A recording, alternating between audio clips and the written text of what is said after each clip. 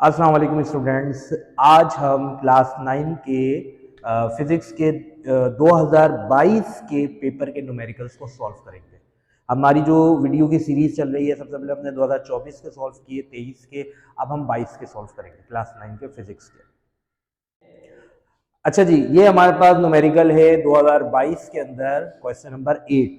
इसमें कह रहे हैं कि a ball is drop from the top of the height. एक बॉल जो है एक सर्टेन हाइट के टॉप से ड्रॉप करिए। एक बॉल को बिल्डिंग के ऊपर से, बिल्डिंग की छत से उस बॉल को क्या करा है, ड्रॉप किया है। अच्छा जी, ऑफ 70 मीटर बिल्डिंग की हाइट दे दी। सपोज ये एक हमारी हो गई बिल्डिंग है ये, और यहां से बॉल को ड्रॉप किया है। कितनी मीटर की हाइट है बिल्डिंग की? बिल्डिंग की हाइट है हमारे पास 70 मीटर। ठीक है जी। How much the ball will take to strike the ground? How much time basically होना चाहिए। हाउ मच टाइम, बॉल जो है कितना टाइम लेगी to strike the ground. Ground माने क्या होता है? जमीन। जमीन पे जब बॉल जाके स्ट्राइक करेगी तो कितनी देर में जाके स्ट्राइक करेगी, यानी कितना टाइम लेगी। हमने बेसिकली इसके अंदर क्या फाइंड करना है? टाइम फाइंड करना, टाइम मालूम करना। अच्छा, कुछ इस न्यूमेरिकल के अंदर कीवर्ड्स हैं, वो ये हैं कि जब भी न्यूमेरिकल में ड्रॉप का वर्ड आ जाए, ड्रॉप, ड्रॉप का मतलब क्या होता है कि आपने किसी चीज को छोड़ा ऐसे करके। जब भी ड्रॉप का वर्ड आएगा, आप उसके अंदर इनिशियल वेलोसिटी क्या लोगे? जीरो लोगे, क्योंकि आप उस ऑब्जेक्ट को ड्रॉप कर रहे हो। ड्रॉप का मतलब आपने कोई उसके अंदर वेलोसिटी नहीं दी। ड्रॉप का मतलब क्या? उसके अंदर कोई आपने वेलोसिटी नहीं दी।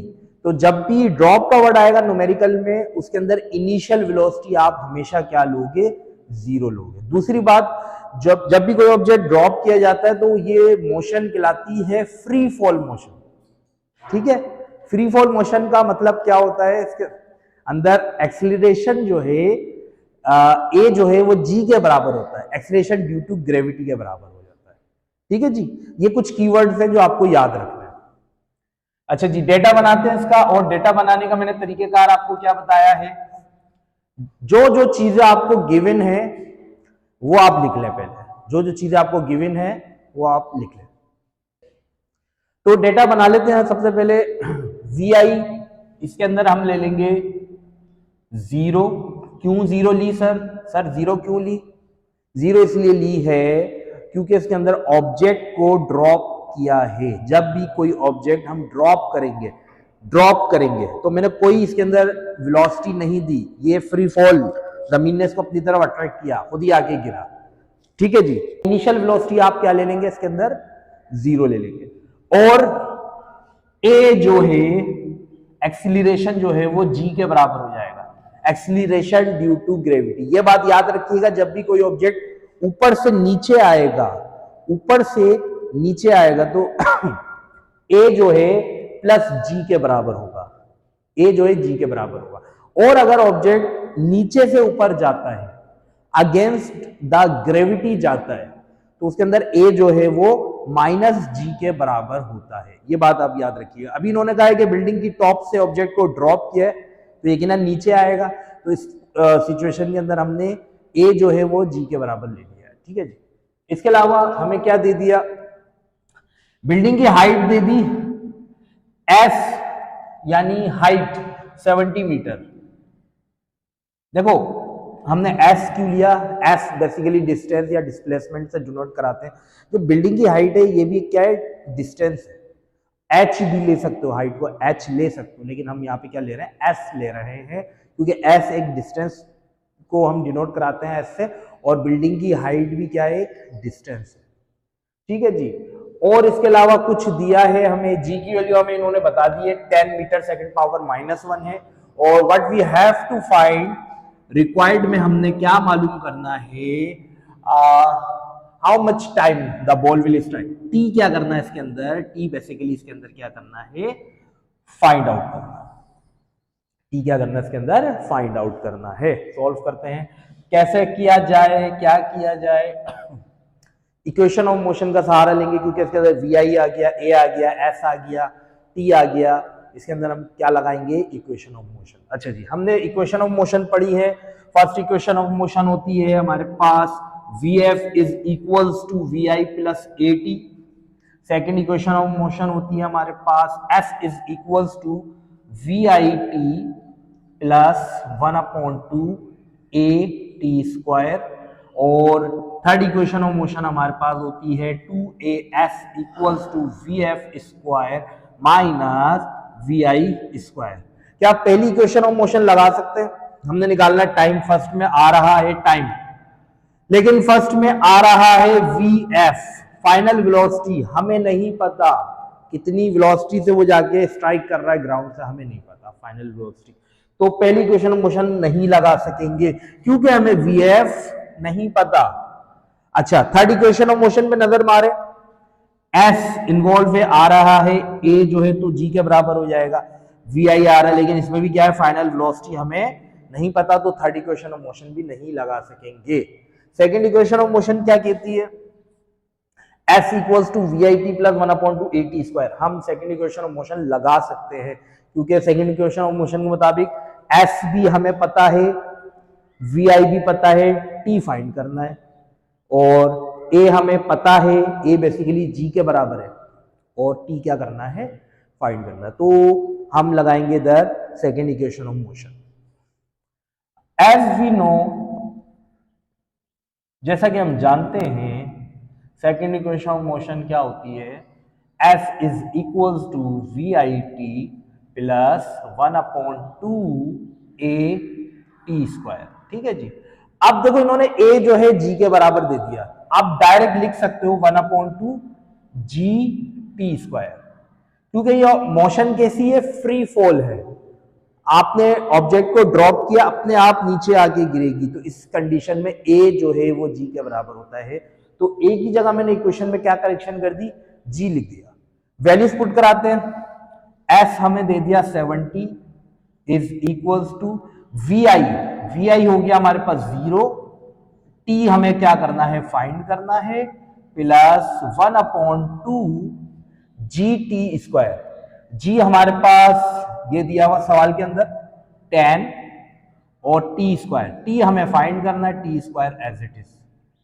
सिंप्लीफाई कीजिए, ये हो जाएगा 70 equals to this multiply by T, ये हो जाएगा आपका 0 प्लस ये हो जाएगा 1/2 10 और टी स्क्वायर। अगर आप गौर फरमाएं, 2 1 2 2 5 10 डिवाइड हो रहे हैं, डिवाइड हो रहा है, या इसको ऐसे भी कर सकते हो, 10 को पहले 1 से मल्टीप्लाई कराओ, 10 को 1 से मल्टीप्लाई कराओ, 10 1 10 डिवाइडेड बाय 2, तब भी क्या हो रहे हैं, डिवाइड हो रहे हैं, डायरेक्ट कर दो, 2 1 2 2 5 10, ये हो जाएगा 70 इज इक्वल्स टू, अच्छा 0 प्लस होगा तो कोई फर्क ही नहीं पड़ेगा, हम इसको लिख देते हैं direct 5t square, 5t square. हाँ, यहां से t सेपरेट कर लो, t के साथ 5 क्या हो रहा है, मल्टीप्लाई हो रहा है, t के साथ 5 क्या हो रहा है, मल्टीप्लाई हो रहा है। हमें ये बात पता है अच्छे तरीके से, जब दो वैल्यूज के दरमियान कोई साइन नहीं होता तो मल्टीप्लाई का साइन हम कंसीडर करते हैं, बचपन से पढ़ते आ रहे हैं हम ये बात, जो कि आज तक समझ नहीं आ रही हमें। ये इधर आगे क्या होगा, डिवाइड हो जाएगा, तो ये हो जाएगा 70 divided by 5 is equals to, ये हो जाएगा हमारे पास टी स्क्वायर। तो इसको जब आप डिवाइड कराएंगे 70 को 5 से, तो क्या आंसर आएगा हमारे पास, ये मिटा रहा हूं मैं, जब आप डिवाइड कराएंगे तो आपके पास क्या आंसर आ जाएगा, ये आ जाएगा आपके पास 5 1 5 5 1 5 और 2 इधर गए, ये हो जाएगा 5 2 5 4 20, तो कितना आ जाएगा, टी, इसको ऐसे लिख ले, 14 is equals to T square, इसको सीधा करके लिख लें, T square is equals to 14। क्या ये आंसर आ गया, नहीं आया, ये वैल्यू आई है टी स्क्वायर की, हमें चाहिए टी, टी स्क्वायर नहीं चाहिए, हमें टी चाहिए। स्क्वायर को खत्म करना पड़ेगा। मैथमेटिक्स में हमने पढ़ा है कि स्क्वायर को कैसे खत्म करते हैं। जब भी स्क्वायर खत्म करना होता है तो स्क्वायर के लिए हमें रूट, अंडर रूट लेना पड़ता है। तो हम अगर यहां पे रूट लेंगे तो फिर यहां भी लेना पड़ेगा। तो हम लिखते हैं taking square root, taking square root on both side. जब आप दोनों साइड स्क्वायर रूट लेंगे तो ये हो जाएगा टी स्क्वायर पे रूट आ गया अंडर रूट, और ये आ जाएगा 14 पे रूट आ जाएगा। यहां स्क्वायर से रूट कैंसिल हो गया, स्क्वायर से रूट कैंसिल हो गया तो टी आ गया हमारे पास अंडर रूट 14। कैलकुलेटर की मदद से अंडर रूट 14 अगर आप लेंगे तो क्या आएगा, कैलकुलेटर की मदद से 0.74 सेकेंड। टाइम का यूनिट क्या होता है, सेकेंड। ये इसका क्या आ जाएगा, टाइम। यानी बॉल इतना टाइम लेगी, 3.74 सेकेंड लेगी जब वो जमीन से क्या करेगी, स्ट्राइक करेगी। अच्छा जी, 2022 के अंदर नेक्स्ट क्वेश्चन है question number 9। A mechanic uses double arm spanner. Spanner basically कहते हैं पाना, जो नट वगैरह टाइट करने के लिए पाना यूज होता है ना, वो स्पैनर कहलाता है। एक मैकेनिक है जो कि स्पैनर यूज कर रहा है टू टर्न अ नट, नट को टर्न करने के लिए, घुमाने के लिए या टाइट करने के लिए। ठीक है जी। He applies a force of 15 newton. जाहिर सी बात है, जब आप नट को टाइट करोगे या ढीला करोगे तो आपको फोर्स लगानी पड़ेगी अपने हाथ से। मैकेनिक ने भी फोर्स लगाई, 15 न्यूटन की फोर्स लगाई मैकेनिक ने, and produce a torque 60 newton into metre. जाहिर सी बात है, देखो हमने टॉपिक पढ़ा हुआ है टॉर्क बेसिकली क्या होता है। जब भी हम किसी चीज पे फोर्स लगाते हैं और अगर वो चीज रोटेट करना शुरू कर दे तो हम कहते हैं उसके अंदर टॉर्क प्रोड्यूस हुआ, the turning effect of force. ये डेफिनेशन पढ़ी थी हमने। जब भी किसी चीज पे आप फोर्स लगाओगे तो अगर वो चीज रोटेट करे, घूमे, तो हम कहते हैं कि उसके अंदर क्या प्रोड्यूस हुआ, टॉर्क प्रोड्यूस हुआ। अगर हमने दरवाजा को पकड़ के फोर्स लगाई और दरवाजा घूमना शुरू कर दिया दरवाजे ने, तो उसका मतलब उसके अंदर क्या प्रोड्यूस हो गया, टॉर्क प्रोड्यूस हो गया। तो मैकेनिक ने क्या किया, स्पैनर लिया पाना और नट टाइट करने के लिए उसने 15 न्यूटन की फोर्स लगाई, तो यकीनन उसके अंदर क्या प्रोड्यूस हुआ, टॉर्क प्रोड्यूस हुआ। अच्छा, कितना टॉर्क प्रोड्यूस हुआ, 60 न्यूटन इंटू मीटर। टॉर्क का यूनिट होता है newton into metre. 60 newton into metre का टॉर्क क्या हो गया, प्रोड्यूस हुआ। What is the length of the moment arm of the couple. कह रहे हैं कि जो मोमेंट आर्म है उसकी लेंथ बतानी है। जो पाना है हमारे पास, जो स्पिनर है हमारे पास, उसकी लेंथ कितनी है, क्योंकि हमें पता है कि टॉर्क डिपेंड करता है फोर्स पे और मोमेंट आर्म पे। मोमेंट आर्म बेसिकली क्या होता है, perpendicular distance from the axis of rotation. यानी पानी की, स्पिनर की जो लेंथ है वो कितनी है, ये हमने क्या करनी है, बतानी है। ठीक है जी। डेटा बनाते हैं इसका हम, और डेटा के अंदर हमें दिया हुआ है फोर्स हमें दे दी सबसे पहले एफ, कितनी दे दी हमें, 15 न्यूटन। फोर्स हमें देती 15 न्यूटन की, और टॉर्क हमें दे दिया। टॉर्क को हम इससे डिनोट कराते हैं, इस तरीके के टी बनाते हैं। टॉर्क हमें दे दिया 60 न्यूटन इंटू मीटर, और हमें दे दिया कुछ नहीं। रिक्वायर्ड में क्या हमने फाइंड करना है, रिक्वायर्ड में मोमेंट आर्म, क्या फाइंड करना है, मोमेंट आर्म। मोमेंट आर्म को हम डिनोट कराते हैं, आप इसको डी से भी डिनोट करा सकते हो और स्मॉल आर से भी डिनोट करा सकते हो, दोनों से करा सकते हो। मोमेंट आर्म क्या करना है, हमने फाइंड करना है। सॉल्व की हेडिंग डालते हैं। हमें पता है टॉर्क का फॉर्मूला क्या होता है, torque is equal to F cross R. Torque is equal to F multiply by R. ठीक है जी। हमें निकालना है आर, आर के साथ एफ क्या हो रहा है, आर के साथ एफ क्या हो रहा है, मल्टीप्लाई, तो एफ यहाँ क्या हो जाएगा, डिवाइड, तो आर हमारा क्या हो जाएगा, सेपरेट हो जाएगा। टॉर्क को डिवाइड कर दो 4 से तो हमारे पास आ जाएगा आर। चाहो तो इसको सीधा करके लिख लो, ये हो जाएगा हमारे पास टॉर्क डिवाइडेड बाय एफ। ठीक है जी, आर सेपरेट हो गया, वैल्यूज पुट करवा दीजिए। तो R is equals to, torque हमें दे दिया 60 और डिवाइडेड बाय फोर्स हमें दे दी 15, फोर्स हमें दे दी 15, डिवाइड करा दें, 5 के टेबल से डिवाइड हो रहे हैं, 5 3 जा 15 और 5 1 जा 5, 5 2 जा 10, 3 1 जा 3, 3 3 जा 9, 3 4 जा 12। तो R की वैल्यू हमारे पास आ गई, R इज इक्वल्स टू 4।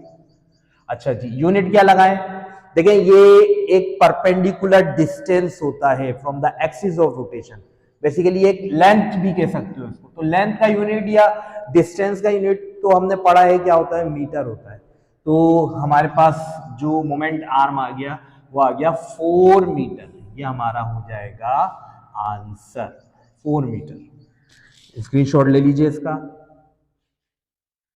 अच्छा जी, क्वेश्चन नंबर 10 है और 2022 में ही है, इसको देखते हैं। A spring has a spring constant K equals to 30 newton metre power -1। एक स्प्रिंग है, उसका स्प्रिंग कांस्टेंट हमें दे दिया है 30 न्यूटन पर मीटर या newton metre power -1। Spring constant हमें दे दिया। आगे कह रहे हैं what load is required to produce an extension of 4 metre.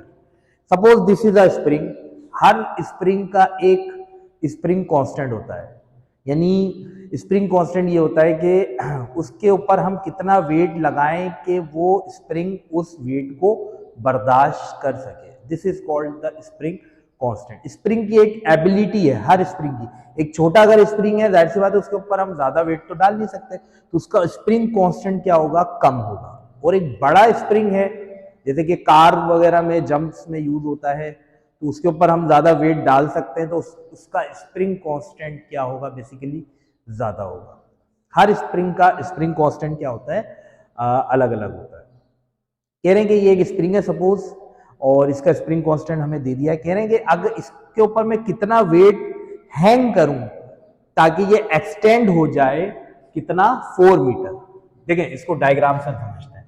ये एक सपोज स्प्रिंग है हमारे पास, ठीक है जी, उसके इसके ऊपर मैं यहां कितना वेट हैंग करूं, कितना वेट हैंग करूं कि ये एक्सटेंड होके स्प्रिंग कितना हो जाए, 4 मीटर तक ये क्या हो जाए, एक्सटेंड हो जाए। स्प्रिंग की क्या जो है खासियत होती है कि स्प्रिंग क्या होता है, एक्सटेंड और कॉन्ट्रैक्ट होता है। वेट अगर उस पर हैंग करेंगे तो वो एक्सटेंड हो जाएगा, वेट हटा देंगे तो क्या हो जाएगा, वो कॉन्ट्रैक्ट हो जाएगा। तो हमने ये फाइंड करना है कि कितना वेट, कितना लोड इस स्प्रिंग के ऊपर हम हैंग करें कि ये एक्सटेंड होके कितना एक्सटेंड हो जाए, 4 मीटर तक क्या हो जाए, ये एक्सटेंड हो जाए। डेटा बनाते हैं। डेटा के अंदर यकीनन हम वो लिखेंगे जो जो चीजें हमें गिवन है। हमें दे दिया स्प्रिंग कांस्टेंट यानी के दे दिया हमें 30 न्यूटन मीटर पावर -1। ये हो गया हमारे पास स्प्रिंग कांस्टेंट। और कितना जो है स्प्रिंग एक्सटेंड करेगा, कितना एक्सटेंड करेगा स्प्रिंग, 4 मीटर तक एक्सटेंड करेगा। अगर इसके ऊपर हम रिक्वायर्ड में लिखते हैं कितना, अगर हम इसके ऊपर लोड डालें, लोड का मतलब बेसिकली क्या है, कितना इसके ऊपर हम वेट क्या करें, हैंग करें। तो रिक्वायर्ड में हमें क्या मालूम करना है, वेट मालूम करना है। सॉल्व की हेडिंग डालते हैं।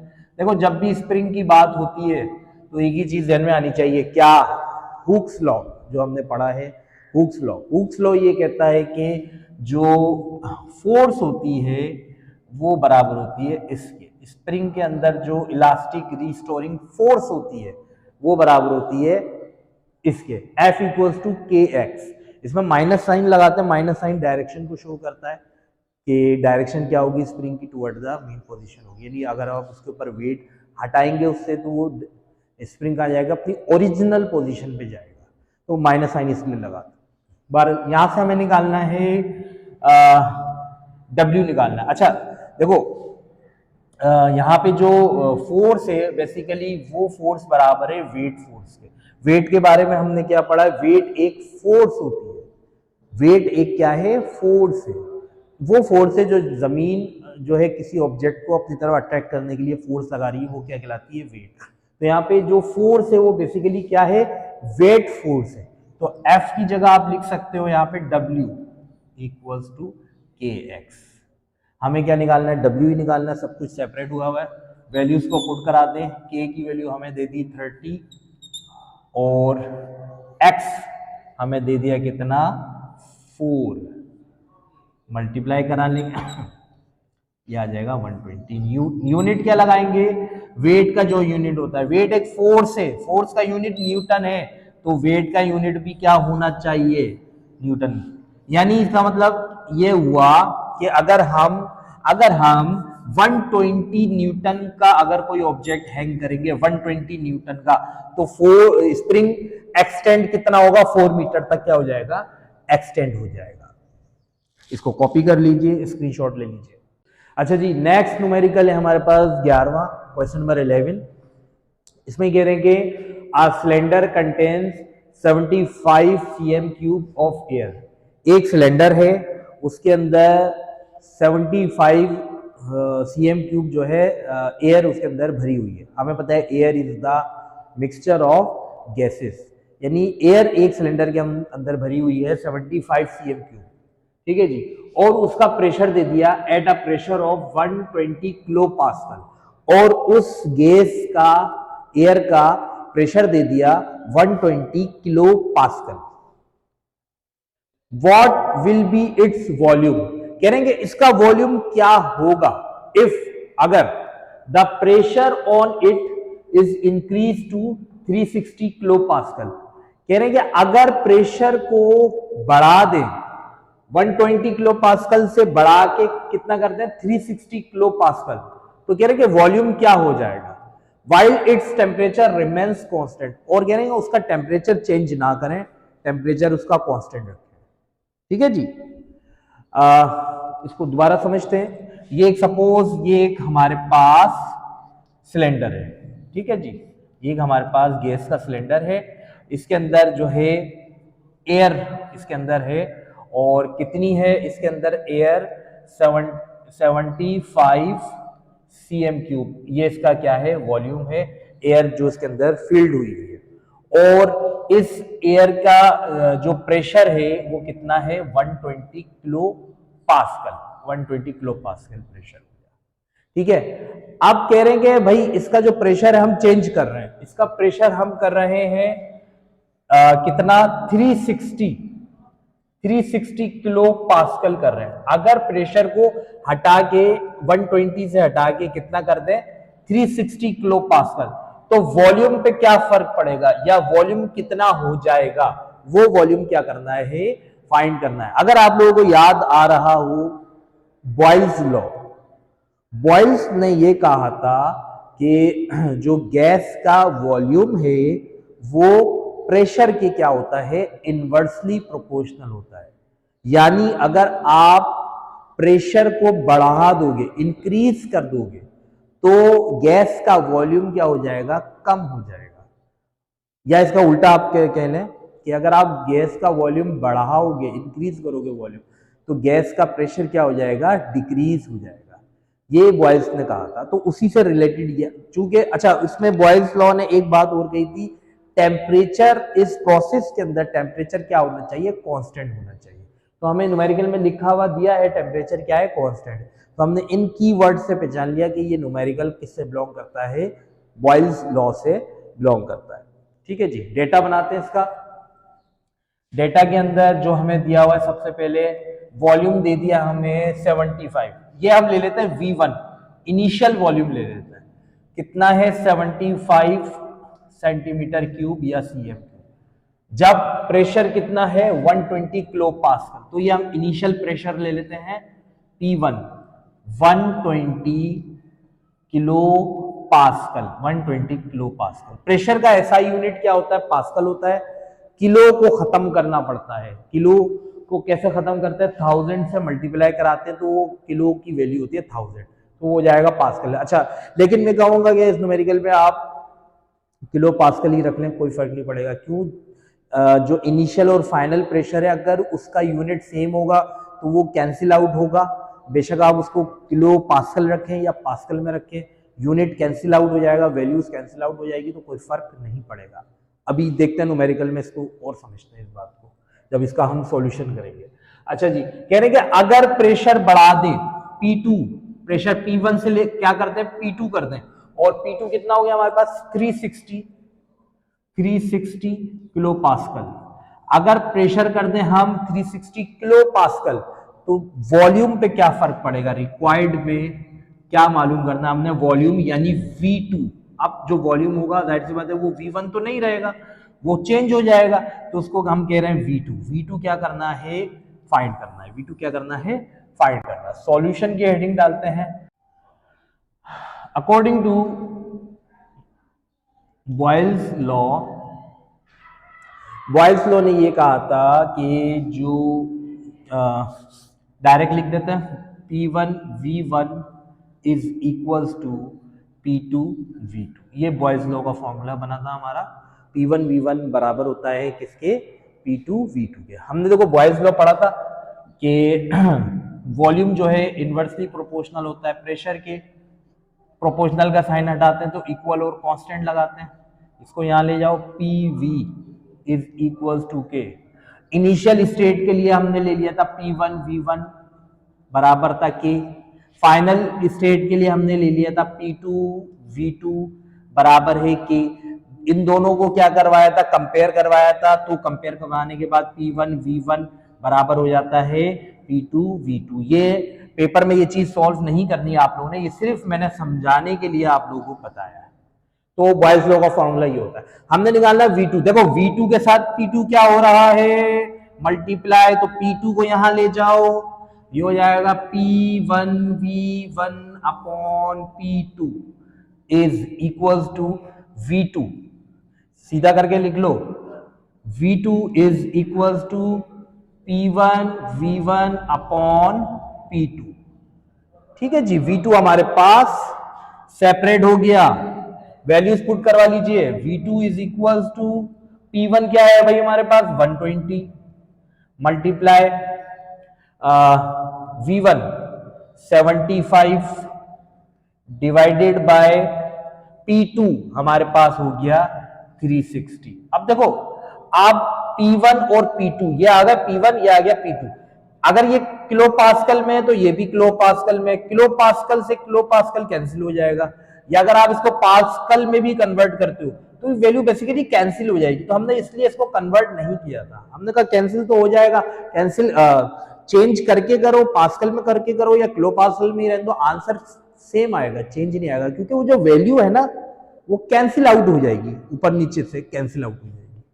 तो इसको सॉल्व कर लीजिए, ये हो जाएगा 0 से 0 हमारे पास हो गया कैंसिल, और जब आप इसको सॉल्व करेंगे तो ये आ जाएगा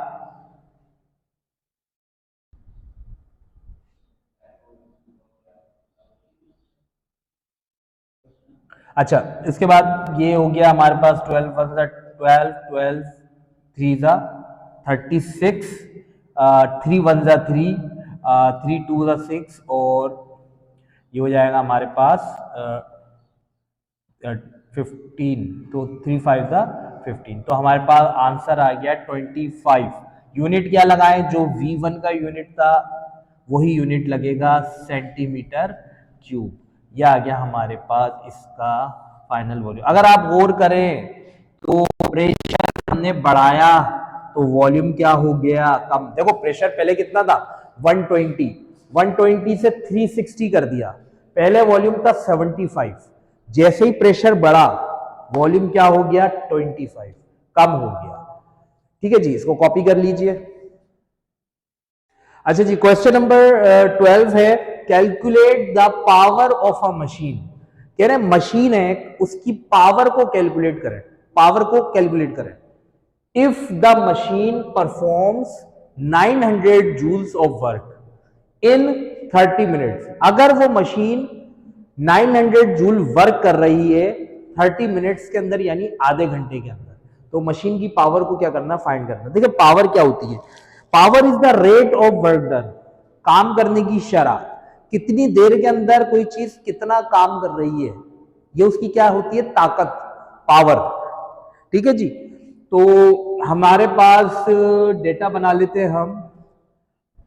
सबसे पहले हमें दे दिया है वर्क, दे दिया वर्क W 900 जूल। ठीक है जी। और हमारे पास टाइम दे दिया, टाइम कितना दे दिया, 30 मिनट्स। 30 मिनट्स का मतलब क्या होता है, 30 मिनट का मतलब होता है आधा घंटा। देखो जब भी न्यूमेरिकल सॉल्व करते हैं तो एसआई यूनिट के अंदर हम वैल्यूज को रखते हैं, तो टाइम का जो एसआई यूनिट होता है वो होता है सेकंड। मिनट से किस में कन्वर्ट करना पड़ेगा, सेकंड में कन्वर्ट करना पड़ेगा। बहुत ही आसान है।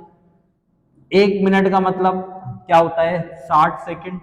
तो 30 मिनट्स का मतलब क्या होगा, 60 से मल्टीप्लाई करा दोगे तो टाइम हमारे पास आ जाएगा कितना, 1800 सेकंड हमारे पास क्या आ जाएगा, इसका टाइम आ जाएगा सेकंड के अंदर। What we have to find, we have to find power of machine. P क्या करना है, पावर क्या करनी है, फाइंड करनी है। ओके जी, कर लेते हैं, सॉल्व की हेडिंग डालते हैं। पावर का फॉर्मूला हमने पढ़ा है, पावर बराबर होती है पावर बराबर होती है वर्क अपॉन टाइम के। Power is equals to work upon time. Work की वैल्यू हमें कितनी दे दी, W हमें दे दिया है कितना, 900 अपॉन टाइम हमारे पास जो हमने सेकंड में कन्वर्ट किया है वो कितना दे दिया, 1800। डिवाइड कर दें, 2 जीरो से 2 जीरो गए, 9 1 जा 9, 9 2 जा 18, 1 अपॉन 2, 1 अपॉन 2 का मतलब होता है 0.5।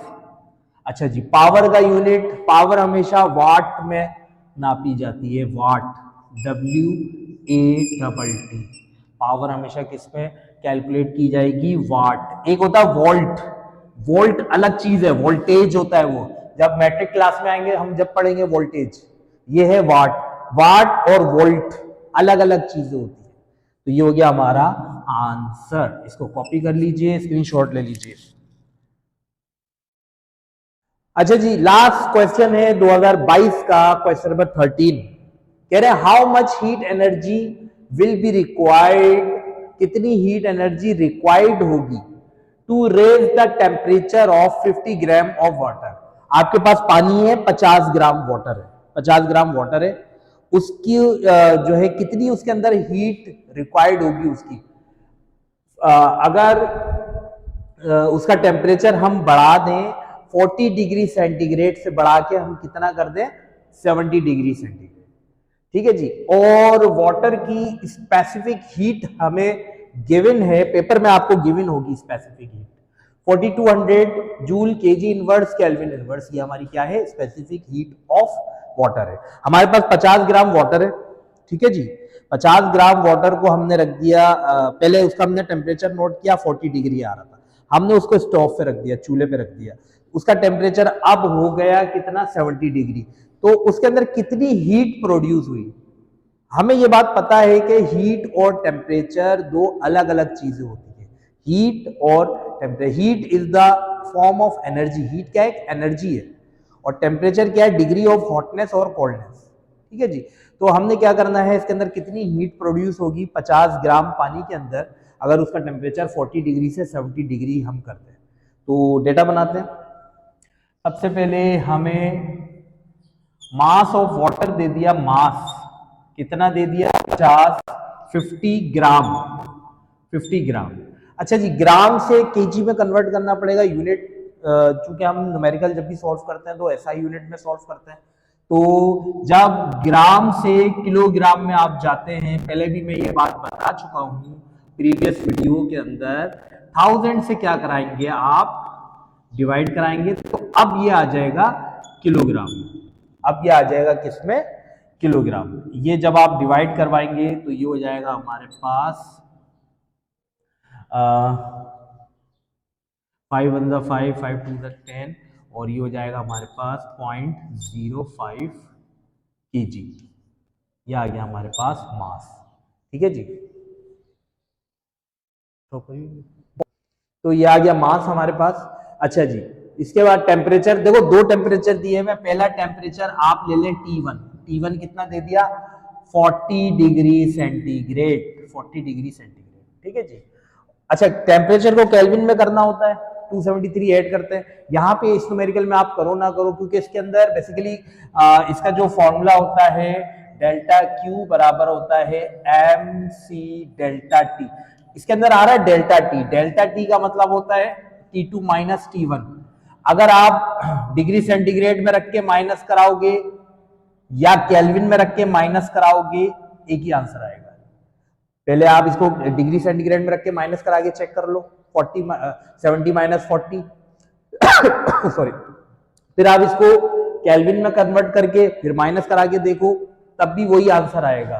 तो इसलिए मैं इसको टेम्परेचर को केल्विन में नहीं कर रहा, बेकार में एक स्टेप बढ़ जाएगा। ये बात हमें पता होनी चाहिए। डेल्टा टी निकालते हैं तो यूनिट को चेंज करने की जरूरत नहीं है, वही आंसर आएगा चाहे कोई सा भी यूनिट ले लो।